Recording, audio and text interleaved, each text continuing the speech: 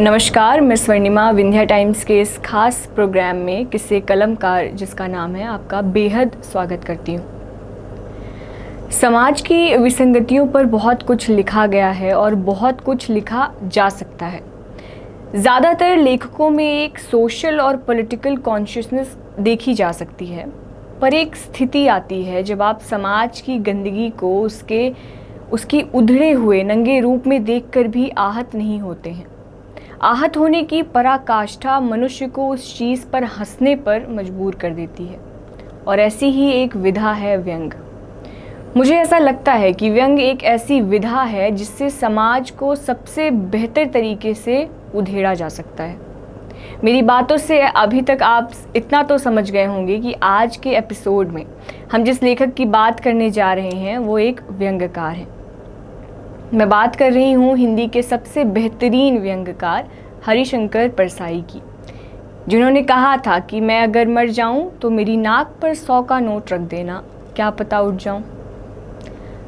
हरिशंकर परसाई वो लेखक रहे हैं जिनकी बात बेहद साधारण और हास्यास्पद लगती है, जो कि व्यंग्य की खासियत भी है, लेकिन बात उसमें यकीनन किसी संवेदनशील मुद्दे की ही हो रही होती है। परसाई जी की एक चीज़ मुझे बहुत अच्छी लगती है, वो ये है कि वो असल मायने में एक सामाजिक कवि थे।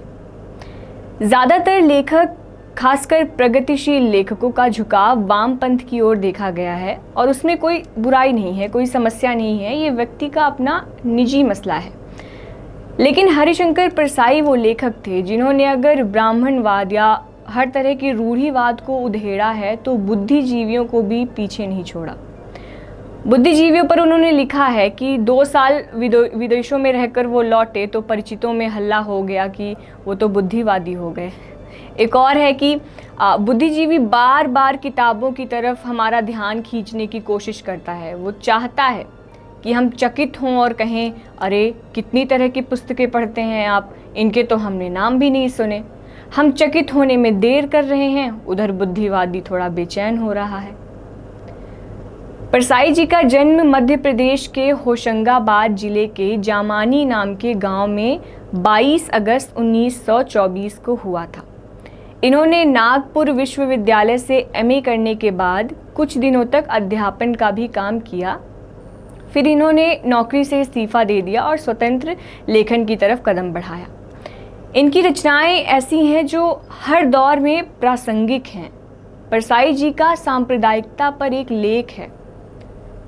वो कहते हैं कि हिंदू और मुसलमान दोनों पर अंग्रेज़ों ने हमला किया, दोनों पर हुकूमत की।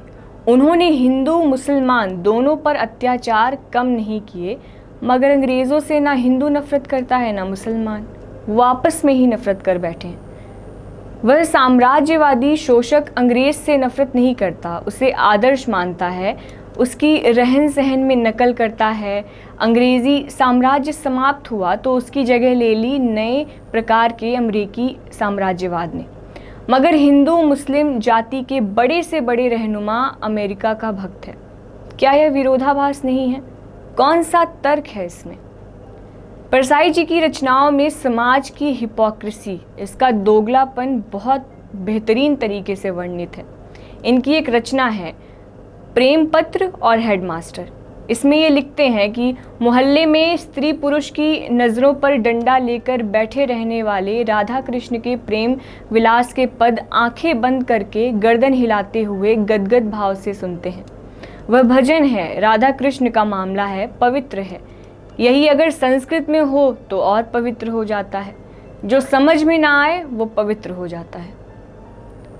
पितृसत्ता, दहेज जैसे मुद्दों पर इनकी लेखनी बहुत ही वास्तविक है, बहुत ही ग्राउंडेड है। जो समाज में हो रहा है उसको उन्होंने बेहतरीन तरीके से उकेरा है। ये कहते हैं कि कुछ विचारकों का मत है कि लड़की पढ़ लिख कर नौकरी करे, ऊपर से यह स्थिति लुभावनी लगती है, मगर इसमें दूसरी समस्याएं भी हैं। अविवाहित स्त्री कितनी भी पवित्र रहे वह लांछित होती ही है, उसे घटिया किस्म की स्त्री माना जाता है। इस तरह का स्वतंत्र जीवन आखिर किस वर्ग की स्त्रियां निभा सकती हैं? बाजार भाव पति का एक लेख है इनका। बाजार भाव पति का नाम के अपनी रचना में वो लिखते हैं कि हमारे यहाँ लड़के का बाप दांत निपोर कर बेशर्मी का, बड़ी ही इनकी ब्लाटेंट लैंग्वेज, साधारण लैंग्वेज है बहुत ज़्यादा। तो इस तरह से वो कहते हैं कि हमारे यहाँ लड़के का बाप दांत निपोर कर बेशर्मी का संकोच करते हुए लड़की के बाप से कहता है, कौन सा हम मांगते हैं आपसे, जो देंगे अपनी लड़की को ही तो देंगे।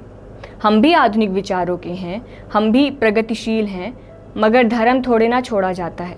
आखिर बाप दादों की रीत है, आखिर हमने भी तो लड़के पर कुछ खर्च किया है, हमने उसे इतना पढ़ाया है। गोया आपकी लड़की से शादी ना करनी होती तो हम बेटे को गंवार ही रखते।